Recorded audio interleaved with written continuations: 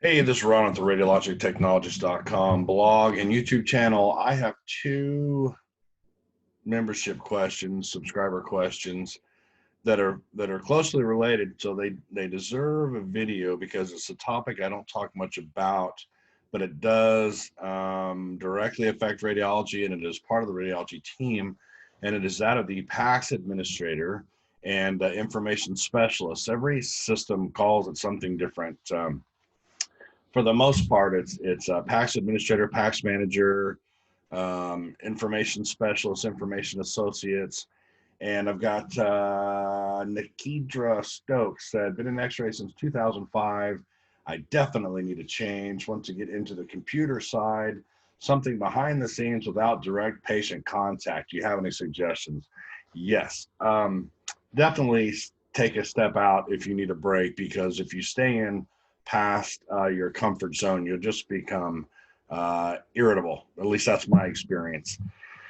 Of course, there's lots of things you can do. You can go to my blog, the radiologictechnologist.com, and do a search for, you could be a vendor rep. You can be the person that shows techs how to use C-arms or use X-ray equipment. You can get into the field engineer side, also called the bioengineers. Those are the guys that fix the equipment. But the next question that I think kind of ties into what you're saying is from Detective Awesome, who says, I'm an X-ray and MRI tech in Southern California. Have you ever come across a rad tech that went on to be a PACS administrator? I've been thinking of going that route and hope. So yes, actually, just like rad techs make great nurses, and rad techs make great radiologists, and rad techs make great PAs, because it has so much to do with the daily job. PAs, for example, you see patients all day, and oftentimes you're ordering exams. And so if you are already a tech in your previous life, you'll know more about and what to order properly. So let's talk about PACS for a little bit, and this will take a little bit to explain, but I'll go through it quickly for you. I have some previous job titles, job descriptions, when I was doing a redesign for a big system that shows the differences. So let me start by saying, for the most part, most systems have a couple different departments, and they usually work together, but not always. One is your information associates, who field calls about studies, particularly from patients. They take calls about discs, or a doctor's office may call and say, I need a disc burned on patient Smith because I want to look at their prior x-rays. I'm about to do a surgery. Or the patient calls and says, I need a disc, or something along those lines. So let's start with the information associates. And I'll do a screen share here. Let me find that button. Word. I got a bunch of them open, so let's see if this one will do it. No, this is the boss. So we're gonna have to find. Unfortunately, I have 5 or 6 of them open. So give me just a minute here. 15. What's this one? This is information or imaging informatics associate 1. So this is the very first step in the kind of PACS lineage, if you will. It's called an imaging informatics associate, and there's levels 1 and 2. Then you get to supervisor and then manager, and you work up from there. If you get good at these things, or if you're a tech who's already very comfortable with the PACS system, you can be an imaging informatics specialist. And that's the person that kind of fields the calls from the radiologists or the technologists when they're having problems with PACS, the functionality, finding a study, they've messed up, and you've got one patient stuff spread out over 2 different exams, and you got to merge them back together. Excuse me. But let's start at the bottom. The imaging informatics associate 1 is someone who imports outside exams and makes them available to the doctors, manages charts and consolidates electronic files as needed, responsible for troubleshooting missing records, responsible for processing loan requests or borrowing images, digitizing the film if you're still doing that, processing electronic images, and reports for transfer, promoting electronic data sharing when possible, receive, retrieve, release images and electronic data in accordance with department policy, communicate with hospital personnel, patients, families, and outside agencies to ensure quality patient care. And then they always throw in there, may be asked to do other stuff. And this one generally doesn't require any type of degree. That, for the most part, is step one. And then you get to step two, or Imaging Associates 2. Let me pull that one up. Here you have Imaging Informatics Associate 2. And all they add is that you may create and assign work lists for radiologists. And the work list, if you don't already know, is what the doctor looks at, the radiologist looks at to see all the studies he has to read. Different groups of radiologists work in different ways. The easiest format that they could use is where all studies go to one master list, and the radiologist, let's say you have 4 of them in an office in your hospital. The easiest format is they're all on one master list, and the next doctor available just picks the next study at the bottom of the list and reads it. And then the next guy reads the next one. And of course, they're triaged by stats and routines and ASAPs and whatever. But then you get some groups that don't trust each other and don't work well together. And they cherry pick, I don't like PET scans, so I'm not going to read those. I'm going to read these easier ones or whatever. And so then they have to start assigning work lists. And what they may do as a group is they may say, okay, every radiologist has to do 4 PET scans, 5 MRIs, 30 X-rays, 10 ultrasounds, and that's your list for the day, which is burdensome, yes, to the technologist, because now after they complete their study, they have to go, okay, which doctor's on? Okay, it's Dr. Smith, so I got to assign this study to Dr. Oh, wait, it's 3 till 5, and he gets off at 5, and he'll go crazy if he gets an MRI at 5, so I got to give it to the next guy. And so that's what an assigned list is. So this Associate 2 may start to create an assigned work list for radiologists. And they change. There's a day rad list, and a night rad list, and a weekend rad list. And so that's what an Associate 2 can do. They've also added in there to act as a trainer. So this is when you start to train other informatics assistants and act as a super user. And as a technologist, you'll know, but if this is somebody new to the field, super users are people that are given full access to the software. Meaning if you're a regular user and you take an X-ray of Mr. Smith and you typed his birth date in wrong, or you assigned it to the wrong patient, a super user can go into the kind of edit status and fix all that. And so these imaging informatics can act in that capacity. So a technologist, because you don't want everybody to have super user access, right? Otherwise, you've got everybody in there with kind of edit or writing access. And if they edit the wrong thing, they can screw something up. So you limit who has super user access. So the Associate level 2 here has super users, so they can fix problems for the doctors or the techs, or an office may call and they may have an issue that they've created. And so that's the Associate level 2. And then there's a Supervisor. See if we can find that one. Is that it? So let's do this. Let's start closing them so we don't get confused. So 15's gone. 16's gone. And then that's the administrator. What's this one? Manager. Okay, we'll get there.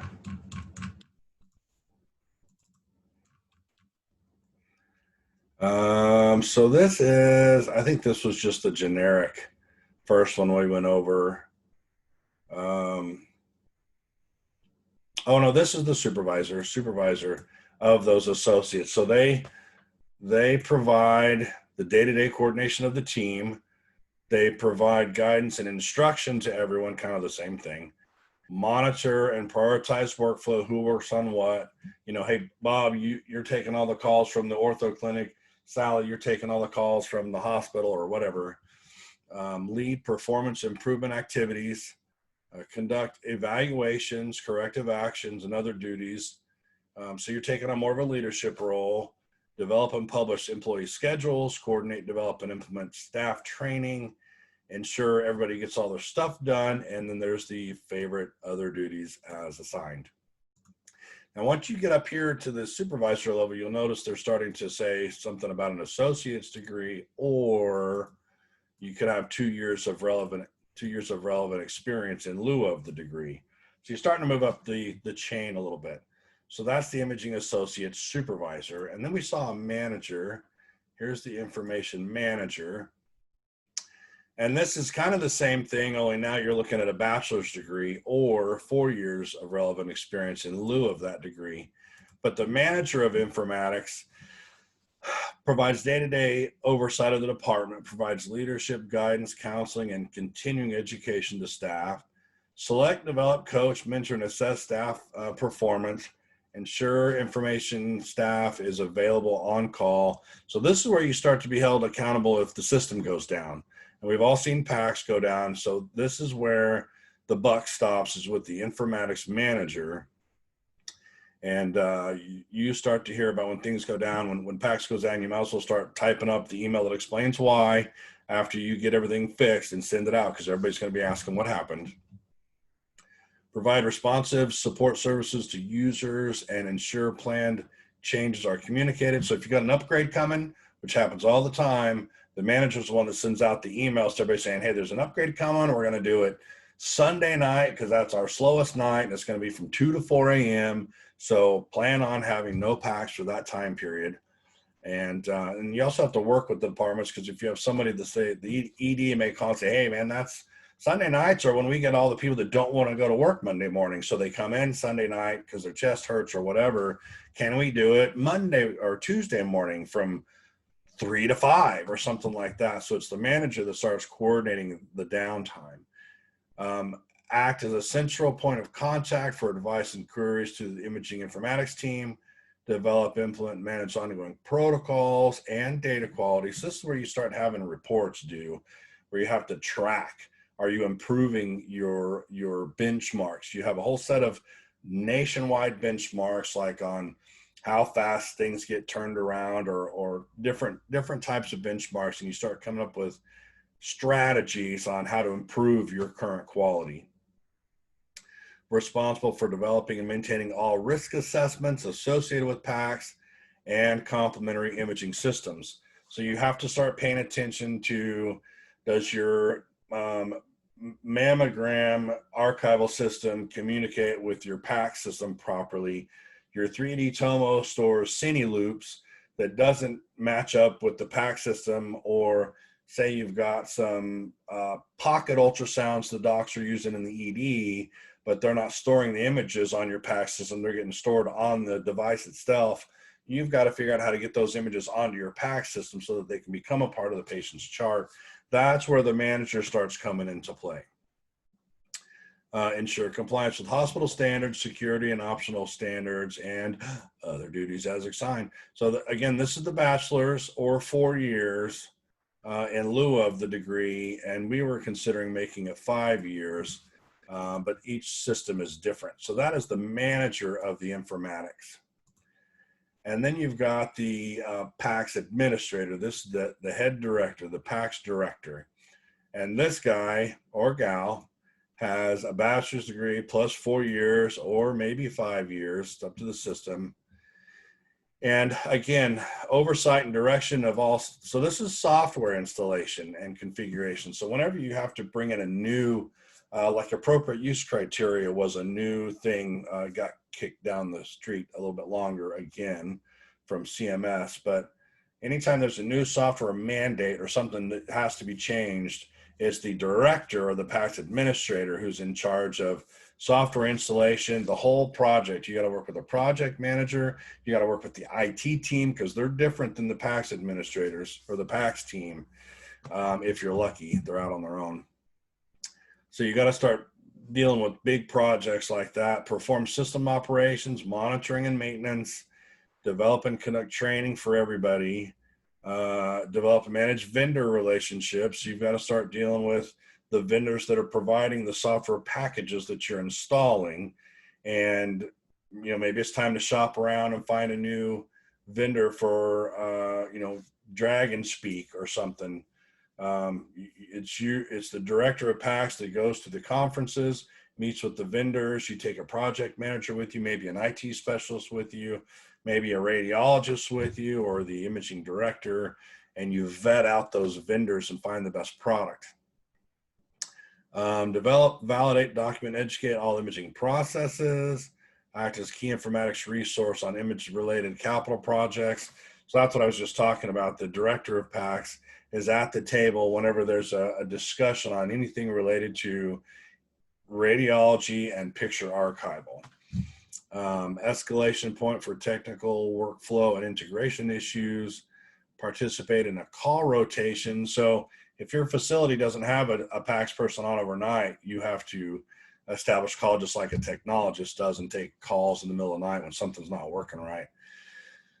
So I think the only other one that we didn't mention was the PACS associate, the PACS specialist. Says I closed the window for sharing. Let's see if I can bring that back up again. Screen share, right there.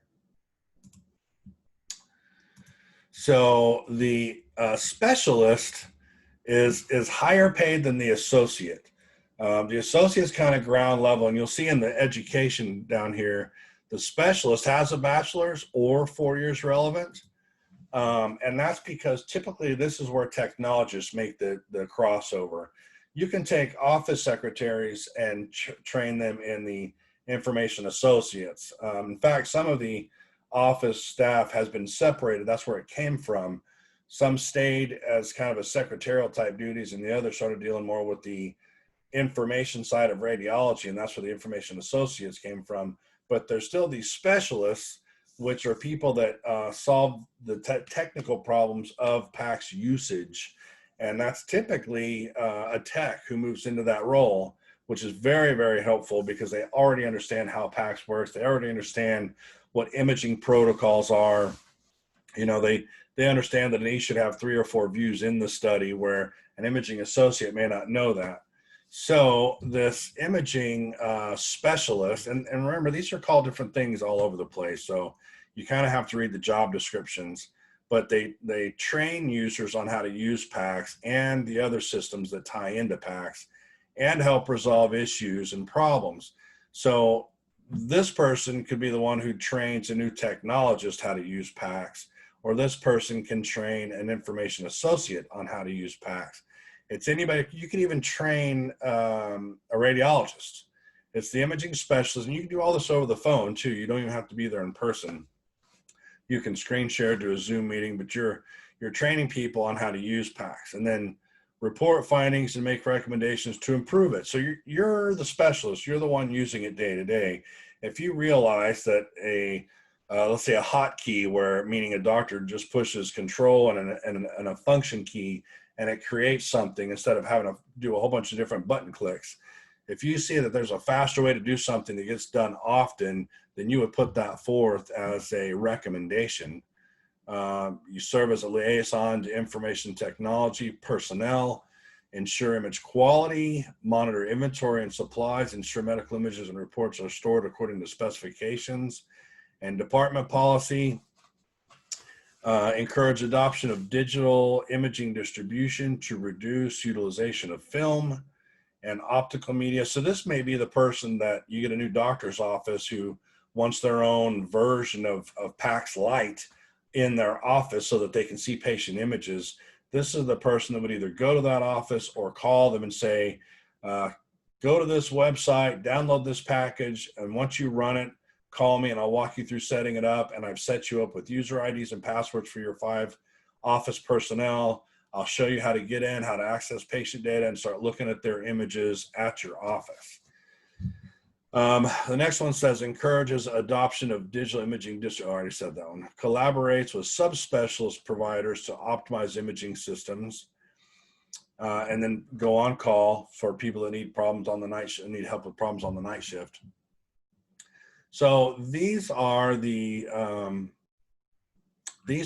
different job codes or jobs within the PACS world. You could also, like I kind of alluded to earlier, you could also become, you go to work for the vendor itself. I'm trying to think of the PACS system I used to use back in the day. I loved it. They're based out of Utah, and I wanted so much just to go work for those guys, because these PACS systems can do so much, and most people don't know 80% of the things these PACS systems can do. I can't remember who was in Utah, like down in Logan. But anyway, you can go work for those guys and work from their call centers, or even work from home, and people will call you when they're having problems with their PACS systems. And I think for the most part, that should sum up. Do you want to know pay? Do I have, let's go to the website and check and see if there is a article on, because I think I said something about PACS once. If I type in PACS, what do I get?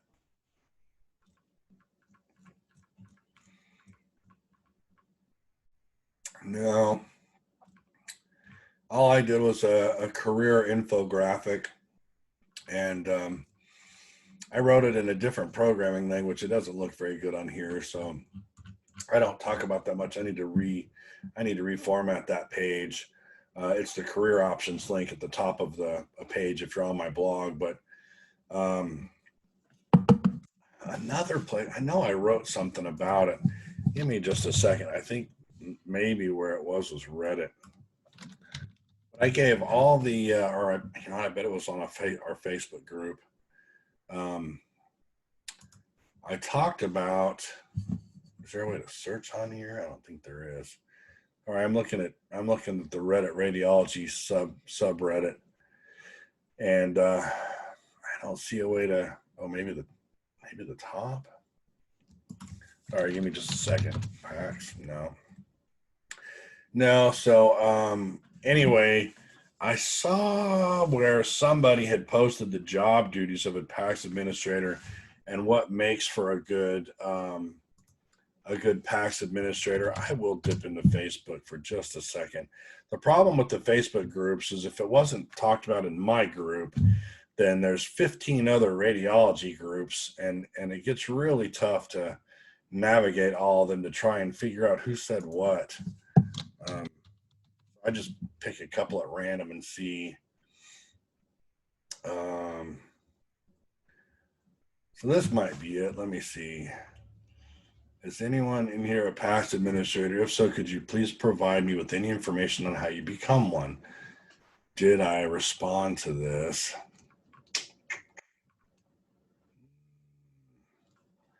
Nope.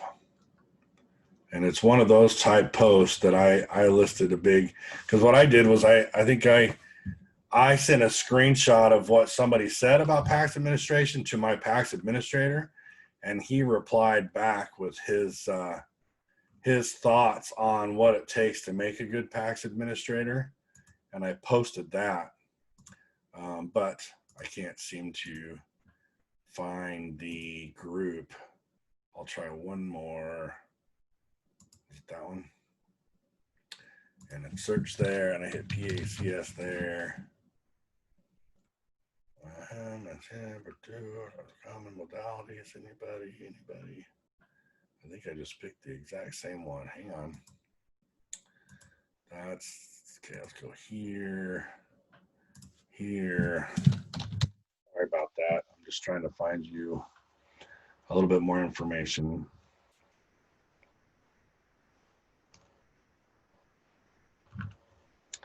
Nope. Well, if I find it, I'll link to it. I don't want to hold you up any longer. PACS administration is a great way to go if you like the technical aspect and you don't want to do patient care anymore. A really good company that I don't know if I'd say I admire, but that I was impressed by would be Epic. If you could become an Epic employee and deploy the software that they do for hospitals when they switch their EMRs over to Epic, man, those guys were like $200 an hour. And all they did was go through the training process for Epic headquarters. And of course, you travel. It's all travel. You go to 6 months to a hospital location and help them roll out Epic in phases. I mean, it takes a couple of years to roll it out, but big money. If you like coding and that kind of thing, check out Epic as a place to work. So we'll end it there. Let me find the screen for shutting down the video. There we go. Again, hit the subscribe and like button if you can. Helps me out. Hope this answered your question, and see you later.